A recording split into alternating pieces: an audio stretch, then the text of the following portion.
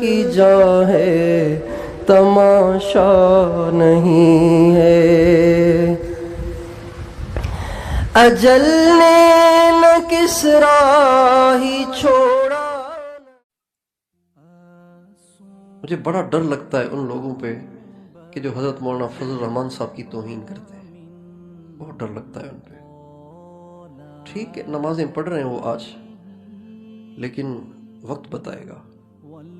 ان میں کوتاہیاں ہو سکتی ہیں کیونکہ وہ نبی نہیں ہیں، معصوم نہیں ہیں، ان کی پالیسیوں پہ کسی کو اعتراض ہو سکتا ہے، لیکن ان کی ذات کے خلاف ان کی کردار کشی کر بیٹھنا یہ بہت بڑا جرم ہے۔ اور پھر کبھی بھی ہمیشہ یاد رکھیے، کبھی بھی کسی کی شخصیت کو پہچاننے کے لیے، کبھی بھی کسی کی شخصیت کو پہچاننے کے لیے سب سے مستند جو ذریعہ ہے نا، وہ اس زمانے کے اہل اللہ کی اکثریت ہے۔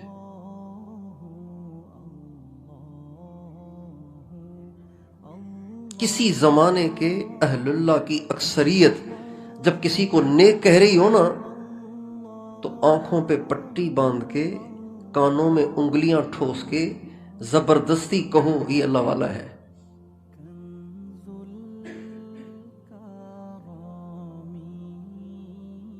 اللہ تعالیٰ فرماتے ہیں وَاتَّبِعْ سَبِيلَ مَنْ أَنَابَ إِلَيَّ، اللہ والوں کے پیچھے چلو، خود مجتہد مت بنو۔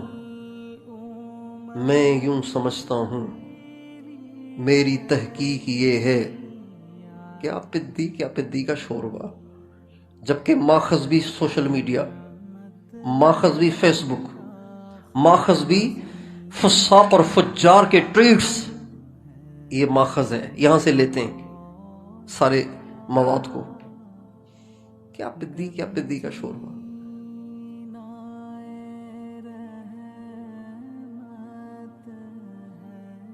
اور ان پر بھی، ان لوگوں پر بھی بڑا ڈر لگتا ہے جو جمعیت کی محبت میں حضرت مولانا طارق جمیل صاحب کی توہین کرتے ہیں۔ بڑا ڈر لگتا ہے ان پر بھی۔ یہ بیچارے لگائیں بے شک نعرے، لیکن وقت بتائے گا۔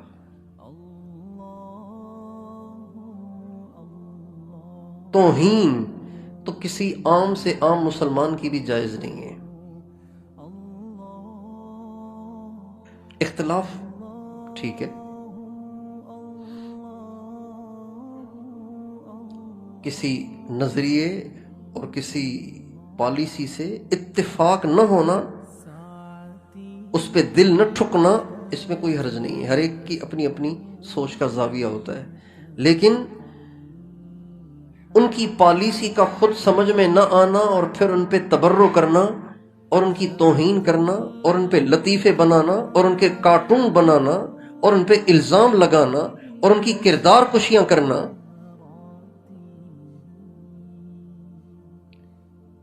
ایک عورت کا مولانا نکاح پڑھا رہے ہیں، چھوٹی سی ویڈیو بنا کے آدھے منٹ کی، چند سیکنڈوں کی، مائی عورت کے ساتھ چپک کے بیٹھے ہوئے، دیکھو یہ ہے مولویوں کا حال۔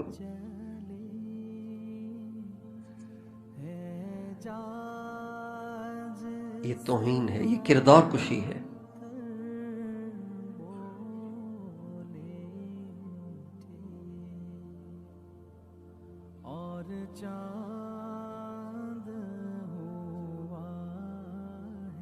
یہ پچھلے دنوں فیصل آباد میں پروگرام ہوا، اس میں حضرت مولانا طارق جمیل صاحب کا بیان تھا۔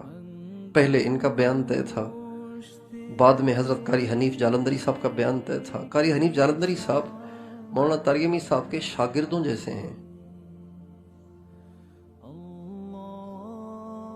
اور وہ ان کا اتنا احترام کرتے ہیں کہ وہی سمجھ سکتا ہے جس نے دونوں کو ملتا دیکھا ہو، اتنا وہ احترام کرتے ہیں ان کا۔ پہلے بیان مولانا کا طے تھا، لیکن پھر اسٹیج والوں نے قاری صاحب کو بٹھا دیا، مولانا جب تشریف لائے تو بیان جاری تھا، تو مولانا نے کہا میں نے تو ٹائم دیا ہوا ہے آگے، تو آپ مہربانی کر کے یہ مائک مجھے دے دیں، آپ پھر بیان کرتے رہنا بے تکلفی میں ہنستے ہوئے۔ اس کی چھوٹی سی آدھے منٹ کی ویڈیو بنا کے دیکھو یہ مولوی طارق جمیل کی جسارت اور اس کا تکبر اور اس کی رعونت اور اس کی ہٹ دھرمی، ایسے ایسے الفاظ تھے اور لکھنے والے علماء تھے۔ ایک اور اس مضمون کی ابتدا یوں کی، ایک عرصے سے مولوی طارق جمیل اپنے دشمن بنے ہوئے ہیں، اپنی عزت کے پیچھے ہاتھ دھو کے پڑے ہوئے ہیں جو کہ مٹی میں مل چکی ہے۔ اب آج انہوں نے ایک اور سیاہ کارنامہ سر انجام دیا ہے کہ اسٹیج پہ متکبرانہ انداز سے چڑھ گئے اور پتہ نہیں کیا کیا۔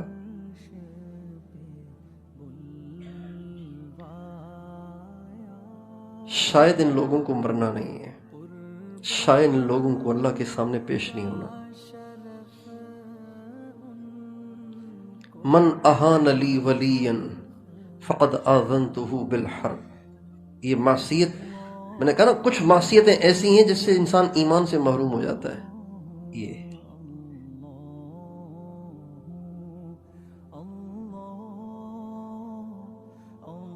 اس لیے اس گناہ سے تو ہمیں بچنا ہے، دوسرے گناہ چھوٹے نہ چھوٹیں اس کے قریب نہیں جانا ہے۔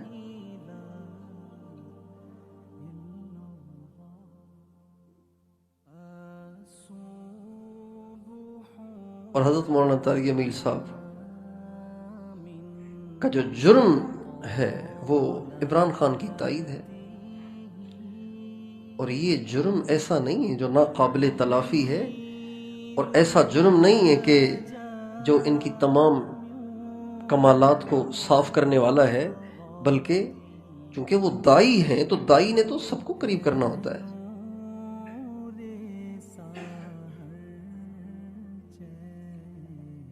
اور دائی نے تو لوگوں کی صفات بیان کرنی ہوتی ہیں، برائیاں بیان نہیں کرنی ہوتی ہیں۔ میں مولانا طارق صاحب کو گشت پہ لے کے گیا الطاف حسین کے دفتر۔ الطاف حسین کا نام سنا ہے؟ ہماری صدی کا حجاج،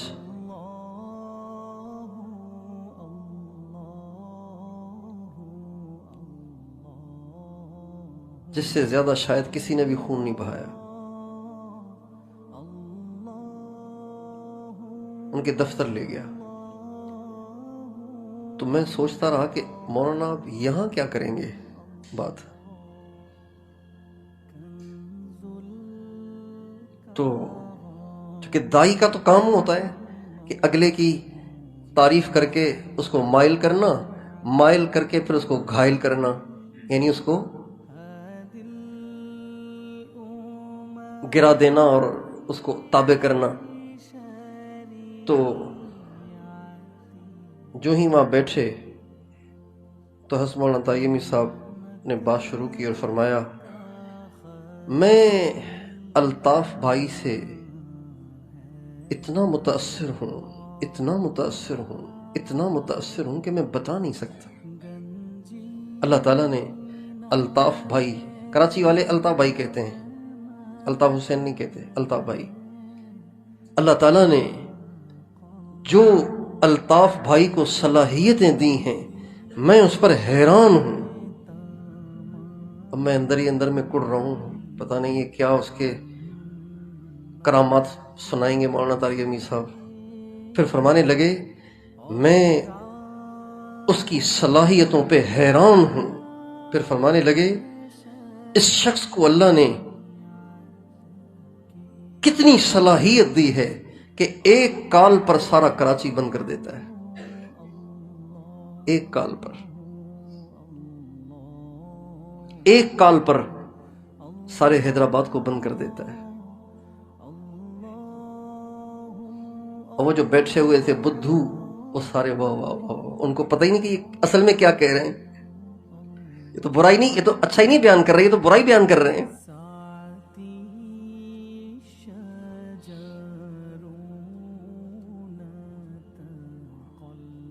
ایک واقعہ ہم نے پڑھا نفت العرب میں، نفت العرب کتاب پڑھائی جاتی ہے مدرسوں میں، ایک درزی تھا، اس کا نام تھا زید۔ اس کے پاس کسی نے کپڑے دیے سلوانے کے لیے، ایک جبہ دیا، اس نے وہ جبہ غلط سی دیا۔ یہ جو درزی تھا نا زید، یہ کانا تھا، ایک آنکھ سے کانا تھا، ایک آنکھ اس کی خراب تھی، ایک صحیح تھی۔ جب اس نے غلط سیا نا جبہ، تو اس کو آیا غصہ، جس کا جبہ تھا۔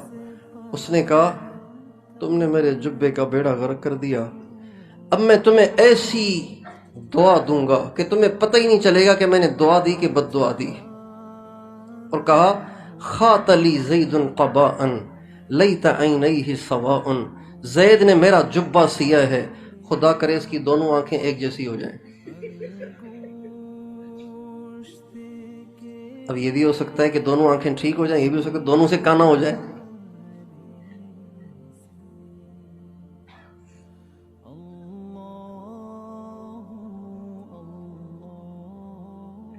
تو حضرت مولانا طائمی صاحب تو کہہ رہے تھے کہ ایک کال پہ سارا حیدرآباد کراچی بند کرا دیتا ہے، تو یہ کوئی اچھی بات ہو رہی ہے، لیکن وہ خوش ہو رہے تھے کہ ہمارے لیڈر کی تعریف ہو رہی ہے۔ بہرحال پھر انہوں نے میدان بنا کے پھر ان سے بات کی۔ تو دائی کا تو کام ہی یہ ہوتا ہے، اور یہ کوئی تبلیغ والوں کا گھڑا ہوا اسلوب نہیں ہے کہ انہوں نے اپنی طرف سے ایجاد کر لیا ہے، یہ سنت سے ثابت ہے۔ نبی کریم صلی اللہ علیہ وسلم جب مکہ معظمہ سے ہجرت کر کے مدینے گئے، تو جو رہبر تھا نا، جس کو رہبر کے طور پہ مقرر کیا تھا، کرائے پہ لیا تھا حضرت ابو بکر صدیق نے، اس نے کہا جی مدینے جانے کے دو راستے ہیں، ایک راستہ محفوظ ہے، ایک راستہ وہ ہے جس پہ دو ڈاکو رہتے ہیں۔ ایک راستہ محفوظ ہے، ایک پہ ڈاکو ہے۔ ڈاکو والا جو راستہ ہے وہ شارٹ کٹ ہے۔ آپ نے فرمایا ڈاکو والے راستے پہ چلیں گے۔ ہمارے نبی نے فیصلہ کیا ڈاکوؤں والے راستے سے جانا ہے۔ چنانچہ چلتے چلتے جب اس راستے سے چلنے لگے تو ایک وہ جگہ آئی جہاں پہ وہ ڈاکو آتے تھے اور لوگوں کو لوٹتے تھے، مارتے تھے، قتل کرتے تھے۔ جب وہ ڈاکو دونوں اچانک دو ڈاکو تھے، دونوں ظاہر ہو گئے، تو سرکار کے چہرے کو دیکھ کے حیرت زدہ ہو گئے، متاثر ہو گئے۔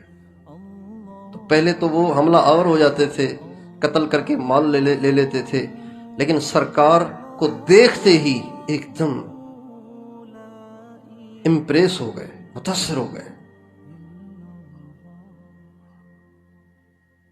کچھ کر نہیں سکے، کچھ کہہ نہیں سکے، بلکہ جب سامنے آئے تو ہمارے نبی نے پوچھا من انتما، تم کون ہو؟ کہنے لگے نحن المہانان، ہم تو ذلیل لوگ ہیں، متاثر ہیں۔ نحن المہانان، ہم تو ذلیل لوگ ہیں۔ آپ نے فرمایا نہیں بل انتما مکرمان، نہیں تم تو بڑے معزز ہو۔ اب ڈاکو معزز ہو سکتا ہے کیا؟ لیکن بنی آدم تو ہے نا، آدم کی اولاد تو ہے نا، آدم کی اولاد معزز ہے۔ وَلَقَدْ كَرَّمْنَا بَنِي آدم۔ یہ دائی کا اسلوب ہوتا ہے کہ وہ کسی کو قریب کرنے کے لیے، دین کی طرف مائل کرنے کے لیے اس کی کمیوں کو دہرا کر اسے ذلیل نہیں کرتا ہے، بلکہ اس سرا ڈھونڈتا ہے، کوئی اچھائی مل جائے تو اس کو پکڑ کے اس کو اپنی طرف کھینچ کے۔ یہ دائی کا طریقہ ہوتا ہے۔ اب مولانا طارمی صاحب نے عمران خان صاحب کو قریب کرنے کے لیے اور ان کو مائل کرنے کے لیے اور ان کے فینس کی تعداد لاکھوں کروڑوں میں دیکھ کے اس کو قریب کرنے کی کوشش کی کہ بھئی قریب ہو جائے گا تو یہ اتنے سارے قریب ہو جائیں گے، اس کے ذریعے سے کوئی خیر پھیلے گی تو اتنے سارے لوگ ٹھیک ہو جائیں گے۔ تو اس کی تعریف کر دی، اس کی تائید کر دی اور اس کو قریب کر لیا، اس کے پاس آنا جانا شروع کر دیا۔ انہوں نے کہا کہ جی یہ تو بس مرتد ہو گئے، یہ ٹھیک نہیں ہے۔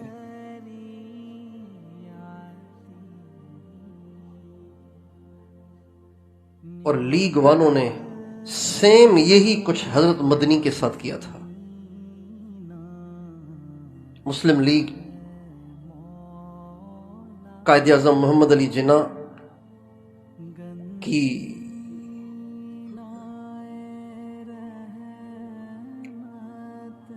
سرکردگی میں جماعت تھی جو پاکستان بننے کے قائل تھے، اور ان کی تائید میں حکیم الامت مولانا اشرف علی صاحب تھانوی تھے، علامہ شبیر احمد عثمانی تھے، مولانا احتشام الحق تھانوی تھے، حضرت مفتی اعظم پاکستان مفتی شفیع صاحب تھے، علامہ ظفر احمد عثمانی تھے۔ اس سارے تائید میں تھے، اور انہوں نے ہی میدان بنا کے دیا جناح صاحب کو، قائد اعظم کو۔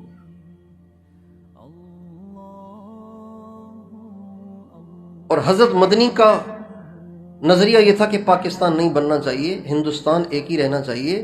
ہندوستان انگریزوں نے مسلمانوں سے لیا، مغلوں کی حکومت تھی نا، مغل مسلمان تھے، انگریز نے ملک مسلمانوں سے لیا، مسلمانوں کو واپس کریں۔ یہ کیا مسلمانوں کو اتنا سا ٹکڑا دے کے جا رہے ہیں، اتنا بڑا ہندوؤں کو دے کے جا رہے ہیں، یہ کہاں کا انصاف ہے؟ یہ حضرت مدنی کہتے تھے۔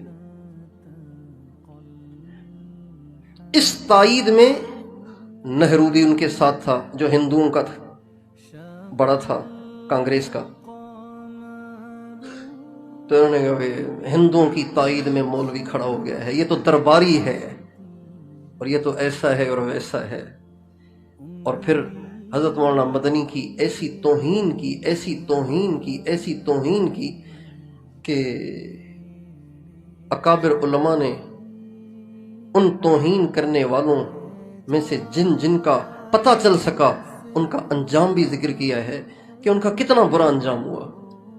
جن حضرت مدنی کی توہین کی، انڈے پھینکے، ٹماٹر پھینکے، اور حضرت مدنی ایک اسٹیشن پہ اترے تو وہاں لیگ والے نوجوان سامنے آئے اور اپنے کپڑے اتار دیے، ننگے ہو گئے حضرت مدنی کے سامنے، صرف توہین کے لیے کہ آپ نہرو کے ساتھ کیوں ہیں اس بات میں۔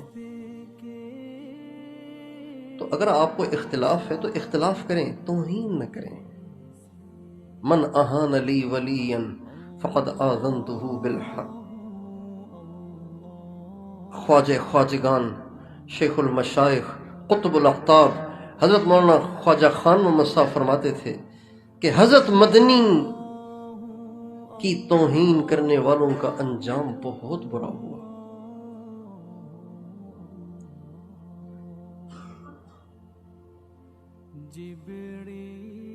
اللہ تعالی ہمیں گناہوں سے بچ کر زندگی گزارنے کی توفیق عطا فرمائے۔